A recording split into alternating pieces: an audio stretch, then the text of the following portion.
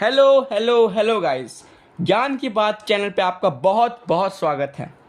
आज मैं आपको बताने वाला हूँ फिजिक्स में चैप्टर वाइज हर एक चैप्टर का कितना वेटेज होने वाला है और मोस्ट चांसेस कौन सा चैप्टर से न्यूमेरिकल आने वाला है। और मैं आपको ये भी बताऊंगा कि कौन सा चैप्टर आपका मोस्ट इंपॉर्टेंट है और आपको उसे बिल्कुल नहीं छोड़ना चाहिए, या फिर उसको अच्छा से आपको बहुत बहुत बहुत अच्छा से करना चाहिए। ठीक है, तो वीडियो को स्टार्ट करने से पहले आपको मैं एक चैलेंज देना चाहूँगा। मैंने आपको इतना सपोर्ट किया, आप सपोर्ट करो या ना करो, एक चैलेंज मैं आपको देने वाला हूँ।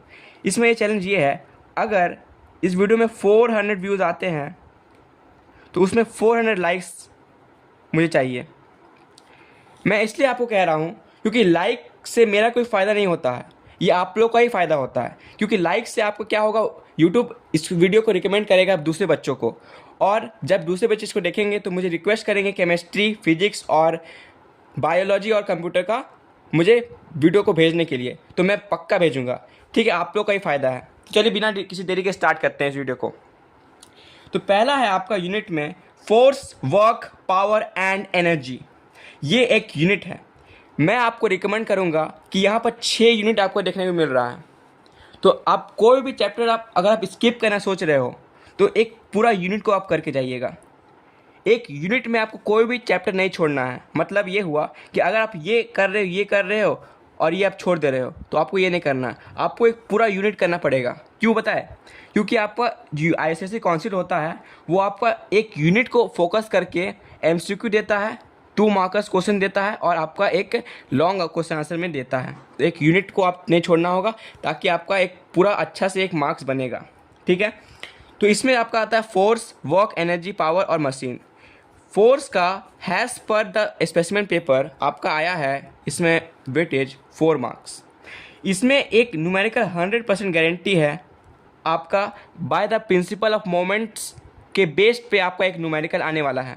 मैंने प्रीवियस ईयर पेपर देखा, बहुत बार ये आया है, तो इस बार पक्का गारंटी है इस बार भी आएगा। दूसरा है वर्क, एनर्जी एंड पावर। इसमें 13 मार्क्स का आपका वेटेज आया है। मतलब मोस्ट प्रोबेबली यहाँ 10 मार्क्स से ऊपर आपका इस चैप्टर से आने वाला है। बहुत ही इजी चैप्टर है, मैं इसको हार्ड चैप्टर कभी नहीं कह सकता। बहुत इजी चैप्टर है, बहुत इजी। मुझे लगता है पूरा बुक में सबसे इजी चैप्टर यही है। ठीक है, इसलिए मैं टिक मार्क किया most important chapter, very very important. फिर मशीन में आपका एक न्यूमेरिकल आता है कभी कभी। मैं इसको 100% गारंटी नहीं दे सकता, 50% गारंटी है एक न्यूमेरिकल आ सकता है आपका वो वाला, like effort into effort arm is equal to load into load arm. उस पर बेस्ड एक न्यूमेरिकल आ सकता है। एक डायग्राम दिया रहेगा लीवर का, उसमें आपका सेंटीमीटर दिया रहेगा, ये आर्म दिया रहेगा, लेंथ, और आपको फाइंड करना पड़ेगा। ठीक है, आप देख लेना इसको। ठीक है, फिर आपका आता है लाइट यूनिट। लाइट यूनिट में आपका रिफ्रैक्शन एट प्लेन सर्फेसेस आपका 10 मार्क्स का क्वेश्चन आ रहा है। इसमें रिफ्लेक्शन एट प्लेन सर्फेसेस में आपका बहुत सारा फैक्टर्स है अफेक्टिंग, ये आपका 100% एक ना एक आने वाला है, तो प्लीज़ प्लीज़ इसको देख लेना। फिर रिफ्रैक्शन थ्रू लेंस में 6 मार्क्स का वेटेज है। ठीक है, इसमें एक न्यूमेरिकल आने वाला है आपका, क्या बोलते हैं वो था ना, कार्टेशियन साइन वाला, हाँ लेंस फार्मूला पे बेस्ड एक न्यूमेरिकल आने वाला है। ठीक है, मुझ पे विश्वास करिए, ये पक्का आएगा, क्योंकि हिस्ट्री, ज्योग्राफी का प्रेडिक्शन देख लीजिए जाके प्रीवियस वीडियो में, आपको एकदम करेक्ट दिखेगा। और फिजिक्स में तो हमेशा रिपीट होता है, लेंस फार्मूला का एक न्यूमेरिकल आने वाला है। फिर डायग्राम बेस्ड आएगा, आपका दिया रहेगा कि आपका फोकस पे रखा हुआ है, सेंटर ऑफ कर्वेचर पर रखा हुआ है, आपका इमेज कहाँ बनेगा, साइज क्या होगा, नेचर क्या होगा, पक्का आने वाला, लिख के रखो। फिर स्पेक्ट्रम में आपका आता है रिफ्रैक्टिव इंडेक्स, किसका ज़्यादा होगा, वायलेट लाइट का होगा कि ये रेड लाइट का होगा, इसके बेस्ड आएगा। और फिर आपका आ सकता है कौन ज़्यादा डिबेट होता है, फिर डेफिनेशन पूछ सकता है इस चैप्टर से। फिर इलेक्ट्रोमैग्नेटिक स्पेक्ट्रम से आपका ये MCQ आ सकता है। ठीक है, वो देख लेना। और आपका UV रेस का और इंफ्रारेड रेडिएशंस का आप ये देख लेना, क्या बोलते हैं, कैरेक्टरिस्टिक या फिर प्रॉपर्टीज़ बोलते हैं, हाँ प्रॉपर्टीज़। ठीक है, अब आता है थर्ड यूनिट आपका आता है साउंड का। साउंड एक इकलौता चैप्टर है जिसमें एक, मतलब क्या बोल सकते हैं, एक अकेला चैप्टर है, ये पूरा यूनिट आपको देखने को मिल रहा है। यूनिट में आपको 25 मार्क्स है और एक अकेले चैप्टर में आपको 11 मार्क्स दिया हुआ है। इसमें से एक न्यूमेरिकल पक्का आने वाला है और कैरेक्टरिस्टिक ऑफ साउंड 3 है आपका, वहाँ से एक क्वेश्चन पक्का समझो 3 मार्क्स का गारंटीड। जो टॉपिक बोल रहा हूँ ध्यान से पढ़ के जाना, 80 में 80 तक आ जाएगा फिजिक्स में। वेरी इजी है, आराम से कर लोगे। 75 प्लस तो आराम से आ जाता है फिजिक्स में। आप नहीं भी पढ़ के जाओगे ना तो इतना अगर आपको कॉन्सेप्चुअल नॉलेज होगा तो आप आराम से कर लोगे। फिर ये आता है द मोस्ट हार्ड यूनिट, जो बच्चों का रिकमेंडेशन आता है, बोलता है कि सबसे हार्ड यूनिट यही वाला है सर। इसमें से आपका करंट इलेक्ट्रिसिटी 10 मार्क्स का आया है। फिर हाउस ऑफ सर्किट 3 मार्क्स का है। मुझे लगता है कि यहाँ से लगभग 7 से 9 मार्क्स का क्वेश्चन पूछा जा सकता है, ठीक है।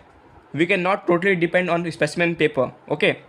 तो आप देख सकते हो 7 to 9 मार्क्स में आ सकता है, मैं कह रहा हूँ।